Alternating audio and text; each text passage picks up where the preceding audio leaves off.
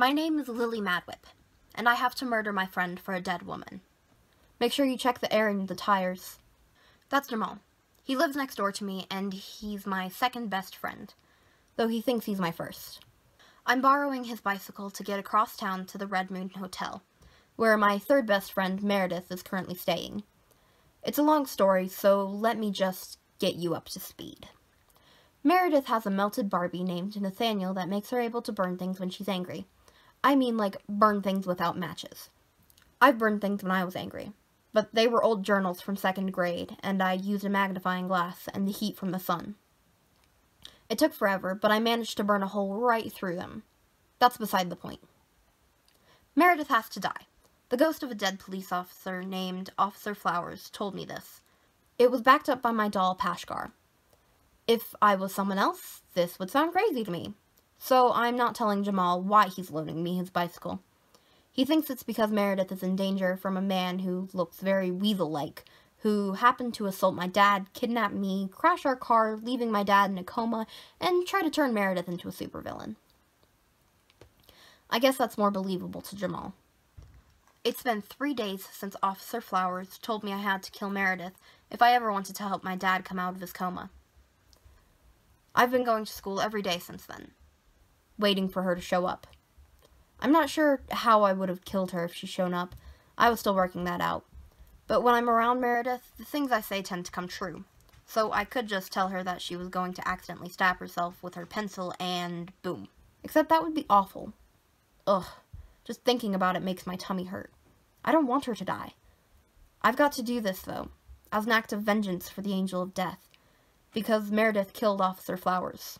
On purpose, I think. Maybe by accident. Whatever the reason, Officer Flowers died and wants revenge, and now it's my job. Lily. Hey, Lily. Jamal snaps his fingers in front of my face. I was zoning out again. You okay? Yeah, I'll check the air and the tires. Meredith didn't show up for school. Not Wednesday, not Thursday, and not Friday. I should have figured she wouldn't. I mean, I ended up with 2 broken ribs, trapped in a burning house, Meredith's house, and my dad in a coma, and I still went back to school the next day. But if I didn't have to kill Meredith, I'd probably have taken the rest of the week off. Instead, I spent those days gathering information about where she was. Obviously, she didn't go back to the home of her foster parents, because it was burned up and taped off by police as a crime scene. So where did they go? Thankfully, the town isn't huge, so word gets around. According to Bobby Sedgwick from 6th grade, the Lakes, Meredith's foster parents, moved into the Red Moon Hotel, just off the highway. He heard this from his dad, who works at the post office, where Mr. Lake stopped by and asked them to forward his mail there until their house got repaired. Bobby told Tyler O'Neill because they always play kickball together. Tyler told everybody else, except me. I just happened to overhear 2 girls talking about it while I sat on the swings at morning recess on Thursday. They like Tyler a lot. He's popular because he's good at sports. I've packed my backpack for the trip. A flashlight in case I go someplace dark. Check. A screwdriver for taking screws off things. Check. They always got to unscrew stuff in movies, especially in hotels. Hotel killing is like 99% crawling through air vents, if movies are to be believed. 2 chocolate bars. Check. Jamal gave me those. He said, "Take these." And I said, "Why?" And he said, "In case you get hungry." He's so nice. A knife, in case things get desperate. Check.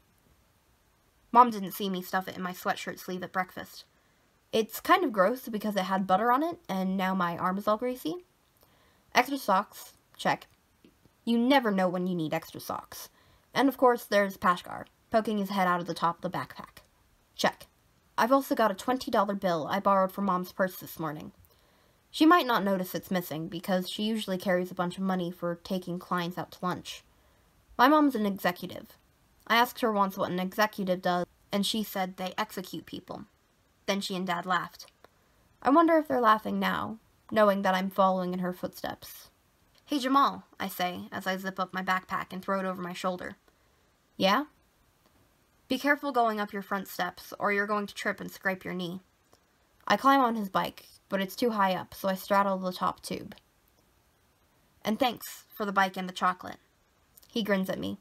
I'll go around back and just avoid the stairs altogether. Jamal always listens to me. Thursday night, I looked at a map to find the quickest way to get to the Red Moon Hotel, and then used the little scale thing on the map to figure out how far away it was. Because it would take about half an hour, I figured the best time to go would be Saturday morning while my mom was at her Pilates class. She's there right now, thinking I am home watching cartoons or up in my room painting a still life, not pedaling my way out of the neighborhood with only a vague sense of where I'm going and a backpack full of murder tools. She'd flip out if she knew I left the house, because the weasel-like guy, Felix, knows where I live and is still out there. She wouldn't have gone to Pilates class at all if I hadn't promised to keep all the doors locked and the cordless phone within reach. The ride across town is uneventful. I keep an eye out for cars following me. Felix is a nasty customer, as they say. He gets in your head, knows your secrets, and when me or Meredith are nearby, he somehow makes you think and act in ways that you wouldn't normally. I don't really understand it at all. Neither does Pashkar. He admitted to me that the whole boost we get when we're around each other is an unexpected side effect. That's why it was decided by whoever makes decisions that those of us with totems should be kept away from each other. Pashkar is my totem. Meredith's is her melted Barbie Nathaniel. Felix has a locket with a photo of his son in it. Supposedly that's his totem for Raziel, the Angel of Secrets. But I haven't exactly gotten to talk to Raziel, so I can't be sure. A half-hour pedaling, with 5 minutes break to eat chocolate, is kind of boring, so I distract myself by singing, "Going down to Cowtown, cow's a friend to me, lives beneath the ocean, that's where I will be." I can only ever remember the chorus of that song. At least I know all the lyrics to Take On Me and Don't Stop Believing, so I switch to those tunes every now and then. The journey is made slightly more interesting by the fact that having Duma with me makes me sense things differently. I can hear birds flapping their wings and see trails of what I guess are auras or something that people leave whenever they walk around. Things are a lot noisier with Duma. Beneath the waves, that's where I will be. I wonder what Meredith is doing at the hotel. Maybe she's spending all of her time in the pool. Would that cancel out her fire? Probably not. I bet she can keep the water nice and warm, though. Pools at hotels are always chilly. Hell, she could probably even stew people in it. Yikes. Note to self, stay out of the pool. Duma asks if he can teach me a new song. I tell him no, because I don't really like Duma. He seems really snobby, and isn't even really there. The badge attached to my shirt with the name Officer Flowers Town is a ghost badge, and I can't get rid of it. When I take my shirt off, it appears pinned to my skin, which really freaks me out. I can hear the cars on the highway well before I get close to it. Up ahead is the Red Moon Hotel. Whoever designed the sign for it was lazy because there is nothing indicating the big red circle is a moon, except for the name of the hotel is Red Moon Hotel. It could just as easily be Red Circle Hotel or the Red O Hotel. Red Pizza Pie Hotel. Now I want a piece of pizza. We're gonna see the cow beneath the sea. I park Jamal's bike behind a dumpster and lock it to a railing. He told me his lock combination so the bike wouldn't get stolen. I think at this point my mission should be one of stealth. The fewer people that know I was ever here, the better. There's an old man with a big white beard in the little office building where people check in. Pashkar says his name is Rudolfo. That sounds too much like the name of Santa's reindeer. Apparently he's from Italy, and it's best I don't know what type of magazine he's reading. But he is reading it, and he's got his foot up on the desk, so he's not paying any attention to a little 9-year-old girl with her backpack creeping past his door. However, he's going to flip the page and check the clock in less than a minute, so I scoot by just before he does. It really helps to see things before they happen when you're trying out to get seen. Geez, there's like 100 rooms here. Or 40. I guess 40 is a better estimate. I walk along the row of doors that look out toward the parking lot and the highway. Someone's watching television, and there's a commercial for heartburn relief on it. Someone else is taking a shower and using soap that smells like a punch in the face from a leprechaun. All the type of sounds and smells are making me want to plug my ears and nose. But the worst part is the sheer number of cockroach tippy-taps I hear. So many cockroaches. I hear every skittering sound they make with their little feet. I feel like if I got any more sensitive, I'd be reading their tiny brain thoughts. Do cockroaches even have thoughts? I imagine if I was a cockroach, all I'd think about was how gross I was. I pass room 34, and suddenly the air gets darker. There's smoke. Oh my god, the hotel's on fire! No, wait, that's just me. Oh my god, I'm on fire! Except there's no heat or flames. Oh, this must be the black smoke that came off of Officer Flowers. This is a sign. Meredith, I'm getting closer to her. I wonder if she'll be able to see the black smoke. Shoot, this is not stealthy at all.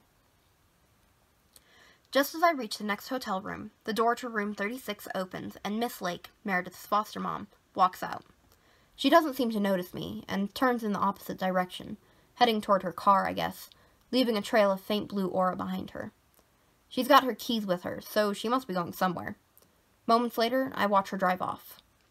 Room 36. This is it. This is Meredith's room. I crouch down and drop my backpack. Gotta be quick. Can't think. In and out. Kill Meredith. Save Dad. I test the doorknob gently. Locked. Nobody's coming. The black smoke that's covering me is seeping under the door. I really hope she doesn't see it. I can hear her inside watching a cartoon. Pull out the screwdriver. Got to take the doorknob off. I don't even know if that works. You know what? It doesn't matter, because I brought one of those screwdrivers with the cross thingy tip, and these screws use the flat kind. Oh, great. I put the stupid screwdriver back and pull out the knife. Maybe I can jimmy the lock. I wonder who Jimmy was that they named breaking locks after. I bet he was a burglar or something. Jimmy the cat burglar. Now I'm wondering why they call them cat burglars. The hamburglar steals hamburgers, so a cat burglar must steal cats. But why? Maybe nobody would sell them the cats anymore. After all, I imagine most pet stores in the area have a photo of me with a sign that reads, "Do not sell to this customer." I'm in the middle of that thought when the door opens and Meredith is standing there. Lily, what are you doing? I was kneeling in front of your hotel door with a butter knife. What does it look like? Hi, Meredith. How did you know where I was? Did the angels tell you? She opens the door further. That's a really tiny hotel room. It looks like her foster parents sleep in separate beds, too. And Meredith has a sleeping bag on the floor. Oh, she's watching Bugs Bunny. No, actually, I heard it at school. I stand up and stuff the butter knife up my sleeve. She sees me do it, though, so it's kind of pointless. You haven't been coming to class, so I came to find you. I came to say sorry about your house burning down and your turtle dying. Are you watching Bugs Bunny? She nods. Yeah, do you want to come in? Sure. I grab my backpack and follow her into the tiny hotel room. There's clothes all over the beds. I can tell the difference between the clean clothes and the dirty clothes from the smell. It's really distracting. Duma takes this moment to start singing. It startles me, but fortunately Meredith can't hear it, and she looks away just as I jump. Shall my soul ascend with a rapture when the day of life is past? While my house of clay shall slumber, shall I then with Jesus rest? Oh my god, shut it! I snap at him. Meredith looks back at me. What? I clench up.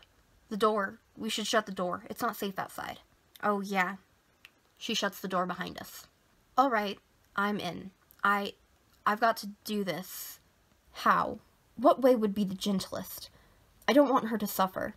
I can't just say, you're going to die, because what if the manner is violent and painful? Maybe I tell her that she's going to die in her sleep? But even that would be painful if she chokes on her tongue or the TV falls on her head. We got Oreos if you want any. Oh, Oreos. Actually, I have a chocolate bar if you want a piece. Meredith smiles and sighs. I'm really glad you showed up. I've been so worried about you. And I miss school. And you. Did I say I'm glad you're here? Yeah. Well, I am. If that Felix guy shows up, this time I'll burn him alive. Suddenly she grabs me and squeezes me in a big hug. It hurts. Ow, ow, ribs, my ribs, I moan. Oh, sorry. She lets go. I rub my achy side. It's okay, I miss you too. How How am I supposed to kill this girl? I can't do this. I shouldn't have come here. There's black smoke everywhere, too, and that's really annoying. I can feel it on my legs, this cold, oily feeling, and I want it to stop. But it's not going to until either Meredith is dead or I'm gone. Duma starts bossing me around. Tell her that she's going to die. Just be done with this. Shut up, Duma. Actually, Meredith, my brain is going haywire with all the sounds and smells, and I'm trying to see how she dies in my head, but all I see is this stupid black smoke. I would love some Oreos. Okay, me too. Miss Lake, my mom, went out to the store just like a minute ago. She'll be back, but if you want, we can watch cartoons and just hang out. Sounds good. The badge on my shirt flashes angrily. If you won't get this done, I'll handle things, Duma says. Then the badge fades from my shirt. What does that mean? The cold oiliness leaves my legs, and I watch as the smoke that's all around my feet starts to move like water, gathering up beside me. In a moment, it seems to take on the form of a person, like it's standing in front of a bright light and my shadow is projected on the air beside me. I stare at it. It looks back at me. It is me. What the I start to say. The shadow steps past me, toward Meredith, who's hunched over, going through a grocery bag by the little fridge that comes with the room. I don't know how this works, but if she dies there, she's going to crush all the Oreos. The shadow's legs look like they're connected to mine, so I step back, dragging Duma away from Meredith as he reaches for her. He turns. Stop it, he tells me. Just let me do this so we can be done. What the what? Meredith stands up and walks right through Duma's shadow. I tense up, thinking she's going to turn to dust or drop straight dead or something, but instead she hands me Oreos like a good friend, smiles, and then goes to sit on the far bed. I can't take it anymore. I stick the Oreos in my pocket. Meredith, I have to be honest. Okay? She brushes her hair out of her milky eye and looks at me. Duma's shadow drifts toward her. I feel like Peter Pan if Peter Pan's shadow was trying to murder all the Lost Boys. I take a deep breath. I have to tell you this fast because there's an angel who's seriously trying to kill you right now, but the lady in black who killed your home was after Felix, not you, and now her angry ghost has told me that if I kill you, she'll help my dad who's in a coma, and the real reason I came here was I can't say it outright. I'm such a terrible friend. To get my dad out of the coma. I try to grab the smokiness that I'm projecting, and pull Duma's shadow back like he's on a rope, but it does no good. My hands just go right through it. Instead, I step back, dragging him with me. He looks at me again, and I can tell he's glaring at me, even if I can't see his face. Or her face, because it's my shadow. He just looks like my silhouette. What I just said is still sinking in with Meredith. Wait, you came here to kill me? I didn't want to. You're my best friend. Third best, really. I don't need to say that, though. Is the room getting hotter? I can see Meredith clenching her fists slightly. No, that's not a good sign. No. No fire, Meredith. But I hold up my hands like maybe I can ward off her burning me alive. But I got a better idea, because friends don't kill friends, right? Friends don't kill friends. Meredith nods. She unclenches her fists. What are you doing, Lily? Pashkar asks. Pashkar says that if you give me your Barbie, the one I told you has an angel in it, I can use her to stop Felix. No, don't do that. I never said that. Meredith looks at her sleeping bag. Barbie? But... Duma's shadow lurches forward, and his hand goes right into Meredith's chest. Whatever she was about to say is cut off by her gasping out in pain. I leap back, banging against the door, but Duma doesn't come with me. He's got his hand on her heart or something, and he's holding on, rather than getting pulled with me. He's going to kill her. Stop! Duma, stop! I yell. He ignores me. Meredith makes a choking sound and falls back on the bed, her arms flailing at her sides. I can't watch this happen. I need to do something. She looks at her sleeping bag.